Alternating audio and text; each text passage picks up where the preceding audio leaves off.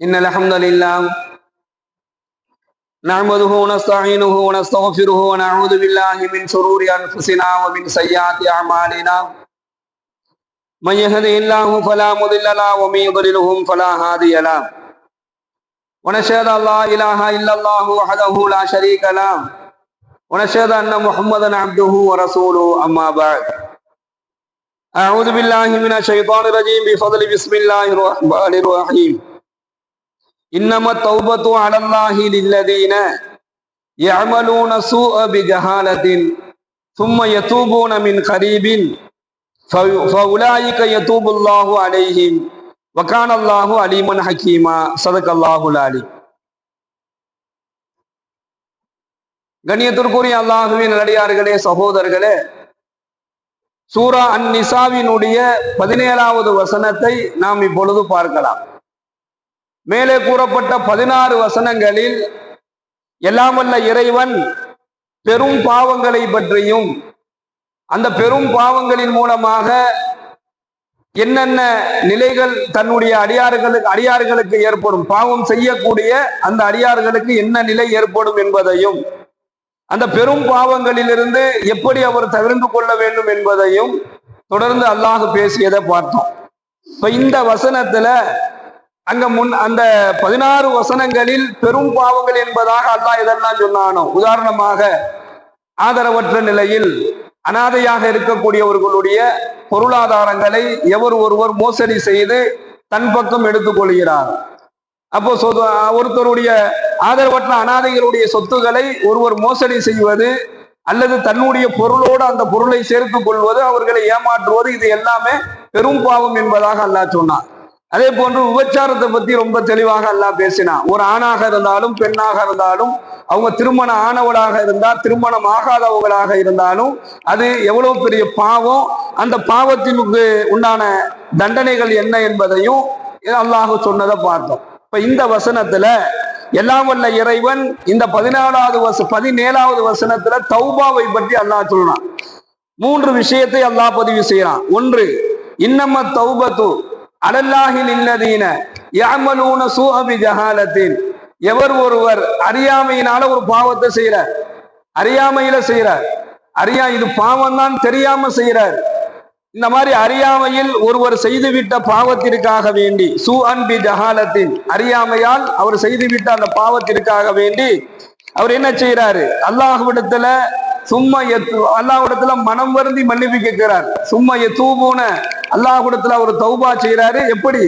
மனம் வருந்தி தௌபா செய்யறார். தான் செய்த பாவத்திற்காக வேண்டி உண்மையாக அல்லாஹ்விடத்துல மனம் வருந்தி அவர் தௌபா செஞ்சார் அப்படின்னு சொன்னா, சும்மா எத்தூபூன மின் கரீபின், விரைவில் அவருக்கு அல்லாஹ் பாவ மன்னிப்பை வழங்குவான் என்பதாக அல்லாஹ் சொல்றார்.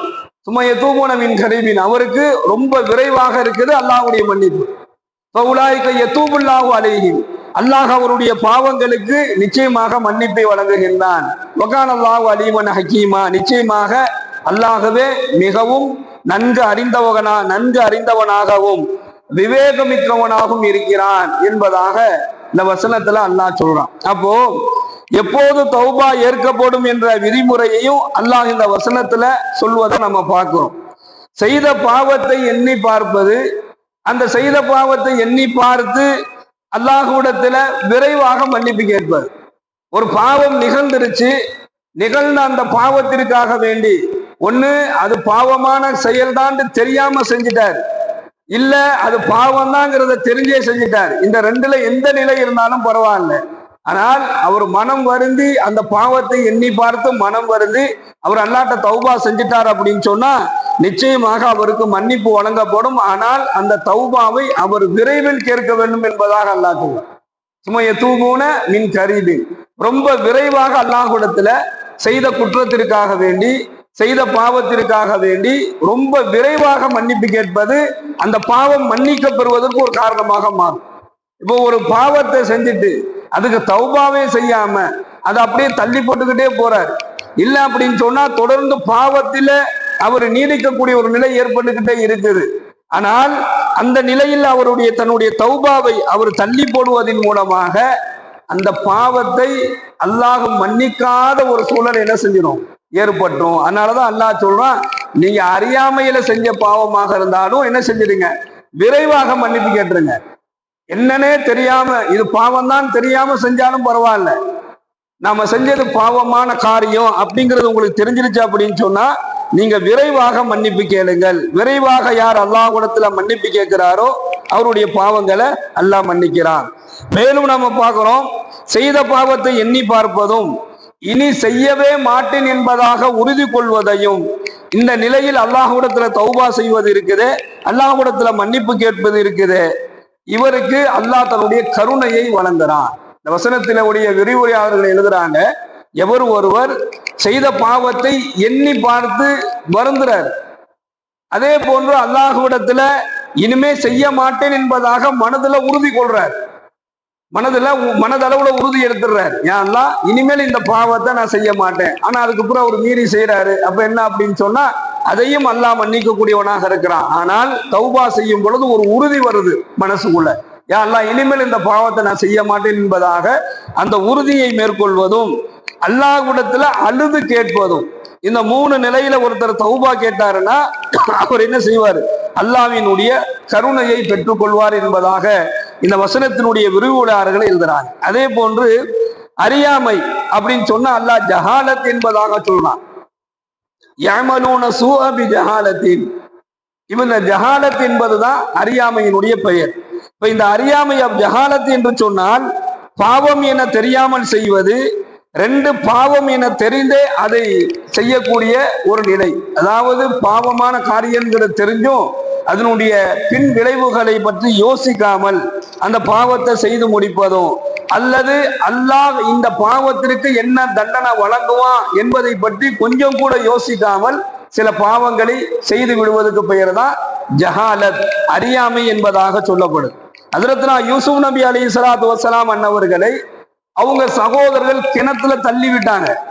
அவங்க கிணத்துல தள்ளி போடும்போது அவங்களுக்கு தெரியாம எல்லாம் கிடையாது, இந்த கிணத்துக்குள்ள தூக்கி இந்த தம்பிய அவருடைய சகோதரர்கள் தூக்கி போடும் பொழுது அவங்க அறியாமை எல்லாம் செய்யல, தெரியாமலாம் அவங்க அதை செய்யல, அவங்க வேணுக்குன்னே செஞ்சாங்க, தெரிஞ்சே செஞ்சாங்க. இவன் நம்ம கூட இருந்தா நம்ம தகப்பனார் என்ன செய்ய மாட்டாரு, நம்மள பெருசா மதிக்க மாட்டாரு, இவனை தான் மதிக்கிறாரு என்கின்ற அடிப்படையில அந்த சகோதரன் மீது அவங்களுக்கு கோபம், அதனால தெரிஞ்சேதான் அவங்க கிணத்துக்குள்ள தூக்கி போட்டாங்க. ஆனால் அல்லாஹ் குர்ஆன்ல சொல்லும் பொழுது யாக்கூப் அலைஹிஸ்ஸலாத்து வஸ்ஸலாம் அன்னவர்கள் நீங்கள் அறியாமையில செஞ்சீங்களே அப்படின்னு சொல்லி தங்களுடைய சகோதரர்களை பார்த்து பின்னாடி ஒரு காலத்துல கேட்டாங்க, உங்களுடைய சகோதரர் யூசுஃபை நீங்க அறியாமையில கிணத்துக்குள்ள தூக்கி போட்டீங்களே அப்படின்னு சொல்லி தன்னுடைய பிள்ளைகளை பார்த்து அவங்க கேட்கக்கூடிய கேள்வி அல்லாஹ் குர்ஆன்ல அறியாமை என்பதாகத்தான் அதை அல்லாஹ் பதிவு செய்யறான். அப்ப என்ன அர்த்தம் அப்படின்னு சொன்னா, தெரிஞ்சு செஞ்சாலும் சரி தெரியாம செய்யாலும் சரி பாவத்தினுடைய விளைவுகளையும் பாவத்தினுடைய தண்டனைகளையும் யோசிக்காமல் ஒருவர் பாவம் செய்வதை அல்லாஹ் அறியாமையில் செய்ததாகத்தான் எடுத்துக்கிறானே தவிர உனக்கு தெரிஞ்சு நீ ஏன் செஞ்ச நல்லா கேட்க மாட்டான். இது அல்லாஹ்வினுடைய மிகப்பெரிய ஒரு கருணையினுடைய குணமாக பார்க்கணும். ஒரு பாவங்கிறத தெரிஞ்சே செஞ்சாலும் அல்லாஹ் என்ன சொல்றானா, இல்ல அவர் அறியாமையில தான் செய்யறாரு என்பதாக அல்லாஹ் சொல்ல வருவதனுடைய நோக்கம் என்ன அப்படின்னு சொன்னா, பாவத்தை கைவிடுவதை அல்லாஹ் விரும்புகிறான். ஒரு அடியான் எப்பொழுது பாவத்தை கைவிடுகிறானோ அப்போதுதான் அது வரைக்கும் அவன் அறியாமையில தான் இருக்கிறான், அந்த பார்வையில தான் அல்லாஹ் அந்த அடியானைவே பார்க்கக்கூடியவனாக இருக்கிறான் என்பதை இந்த வசனத்தினுடைய விரிவுரையாளர்கள் நமக்கு சொல்லித் தருவதை நம்ம பார்க்கிறோம். தவறுதலாகவோ தெரிந்தோ செய்யும் ஒவ்வொரு பாவமும் அறியாமையிலால் செய்யப்படும் பாவமாகத்தான் அல்லாஹ்விடத்துல கருது. எந்த அடியானையும் அல்லாஹ் என்ன செஞ்சிட மாட்டான், இது பாவம் தெரிஞ்சு நீ ஏன் செஞ்ச என்கின்ற தண்டனைக்கு அல்லாஹ் வந்துட மாட்டான்.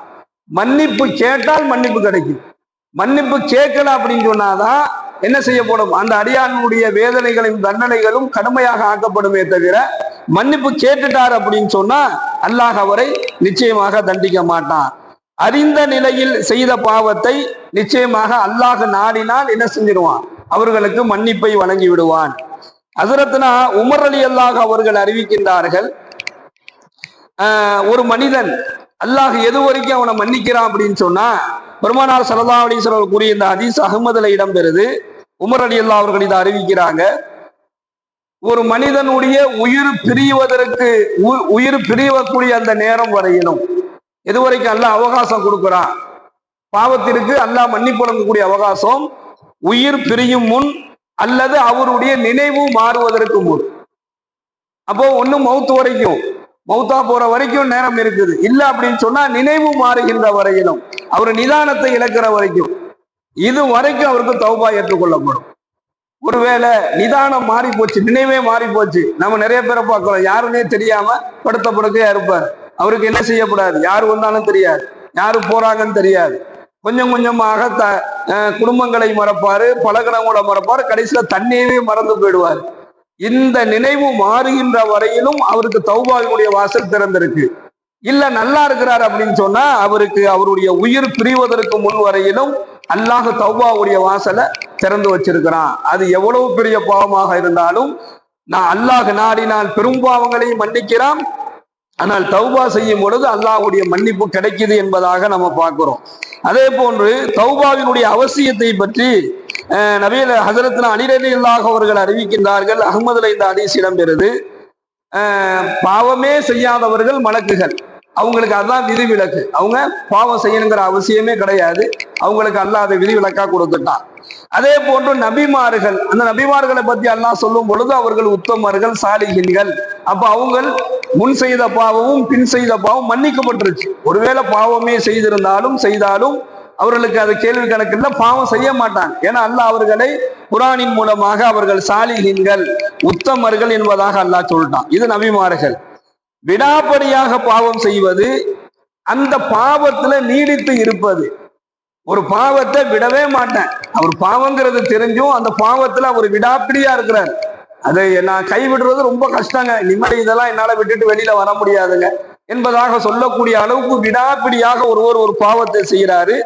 அந்த பாவத்திலே என்ன செய்யறாரு, அவர் நீடித்து இருக்கிறாரு. இது ஷைத்தானுடைய நிலை என்பதாக ஸல்லல்லாஹு அலைஹி வஸல்லம் சொல்றாரு. இதுதான் ஷைத்தானுடைய நிலை. ஷைத்தானுடைய நிலை இப்படித்தான் இருக்கும். என்ன செய்வான், முதல்ல ஒரு பாவத்தை கொண்டு வந்து சேர்த்து விடுவான், அப்புறம் அந்த பாவத்தை விட முடியாத அளவுக்கு நம்மளை மாத்துவான். கடைசியில் அந்த பாவத்துல நீடித்திருக்கக்கூடிய நிலையை ஷைத்தான் உருவாக்கி விட்டுருவான். ஆனால் மனிதனுடைய நிலை அப்படி அல்ல. அல்லாஹ் சொல்றான், பாவங்கள் செய்தாலும் அவன் என்ன செஞ்சிருவான், மனம் வருந்தி தௌபா செய்வதுதான் மனிதனுடைய நிலை. எனவே தன்னுடைய அடியார்களுக்கு அல்லாஹ் சொல்றான், ஷைத்தானுடைய நிலைக்கு நீங்க போயிடாதீங்க, ஷைத்தானுடைய நிலைக்கு நீங்க போயிடாதீங்க. ஷைத்தானுடைய நிலைக்கு நாம போகாம இருக்கணும் அப்படின்னு சொன்னா அல்லாஹ் சொல்லக்கூடிய இந்த செய்தி தான். மனிதன் தவறு செய்யக்கூடியவன், அந்த தவறு செய்வதிலேயே சிறந்தவர்கள் என்னிடத்தில் தௌபா செய்பவர்கள் என்பதாக எல்லாம் வல்ல இறைவன் சொல்வதையும் பெருமானார் ஸல்லல்லாஹு அலைஹி வஸல்லம் சொல்றாங்க. தவறு செய்பவரில் சிறந்தவர்கள் என்னிடத்தில் தௌபா செய்வார். அப்ப யார் அதிகமா தௌபா செய்யறாங்களோ அவங்க இந்த நிலைக்கு போயிட மாட்டாங்க, ஷைத்தானுடைய அந்த நிலைக்கு அவங்க போயிட மாட்டாங்க. ஹஸரத்னா அலி ரலியல்லாஹு அவர்கள் அறிவிக்கின்றார்கள், நபிகள் நாயகம் ஸல்லல்லாஹு அலைஹி வஸல்லம் கூறினார்கள், எவர் ஒருவர் பாவத்துல சிக்கி கொண்டு இருக்கிறாரோ, அப்படின்னா என்ன, அந்த பாவத்தை தொடர்ந்து செஞ்சுக்கிட்டே இருக்கிறாரு, செஞ்ச நிலையில இருக்கிறாரு, பாவம் செய்யறாரு தௌபா செய்யறாரு, பாவம் செய்யறாரு தௌபா செய்யறாரு, அவர்னால பாவத்தையும் விட முடியல தௌபாவையும் விட முடியல. இந்த ஒரு கட்டத்துல ஒருத்தர் இருக்கிறார், இந்த ஒரு கட்டத்துல இருக்கிறார், நல்லா அல்லாட்ட அழுது தௌபா செஞ்சுட்டு வெளியில போறாரு. எந்த பாவத்தை செய்யக்கூடாதுன்னு நினைக்கிறாரோ அந்த பாவத்தை செய்யறாரு, ஆனா மீண்டும் வந்து தௌபா செய்யறார். இப்ப பாவத்தையும் விடல தௌபாவையும் விடல. ஷைத்தான் ரெண்டுல ஒன்னதான் கொடுப்பான், ஒண்ணு தௌபாவை விடுமா இல்லைன்னா பாவத்தை விடுமா. அப்ப பாவத்தை நம்மளால விட முடியாதுங்கிற எண்ணத்தை உருவாக்கி தௌபாவை விட வச்சிருவான். அப்ப ஆனா ஸல்லல்லாஹு அலைஹி வஸல்லம் அவர்கள் இங்க யார சொல்றாங்கன்னா, ஒரு மனிதர் அவர் பாவத்தில் சிக்கிக்கொண்டே பாவத்துல மாட்டிக்கிட்டார், பாவத்துல சிக்கி கொண்டாரு, பாவத்தில் சிக்கி கொண்டு ஆனால் அல்லாஹ்விடத்தில் அவர் தௌபா செய்து கொண்டே இருந்தால் நிச்சயமாக அந்த அடியானை அல்லாஹ் பிரியப்படுகிறான் என்பதாக நபிகள் நாயகம் ஸல்லல்லாஹு அலைஹி வஸல்லம் அவர்கள் சொல்கின்றார்கள். ஆக தௌபாவை அவசியமாக அல்லாஹ் எதிர்பார்க்கக்கூடியவனாக இருக்கிறான். தௌபா செய்யக்கூடியவர்களை அல்லாஹ் நேசிக்கிறான் என்பதாக இந்த ஹதீஸ்ல நம்ம பார்க்கணும். சுப்ஹானல்லாஹி பிஹம்திஹி சுப்ஹானக்கல்லாஹும்ம வ பிஹம்திக வ நஷ்ஹது அல்லா இலாஹா இல்லா அன்த வ நஸ்தக்ஃபிருக வ நதூபு இலைக். சுப்ஹான ரப்பிக ரப்பில் இஸ்ஸத்தி அம்மா யசிஃபூன் வ ஸலாமுன் அலல் முர்ஸலீன் வல்ஹம்துலில்லாஹி ரப்பில் ஆலமீன். ஸல்லல்லாஹு அலா முஹம்மத் ஸல்லல்லாஹு அலைஹி வஸல்லம். ஸல்லல்லாஹு அலா முஹம்மத் ஸல்லல்லாஹு அலைஹி வஸல்லம்.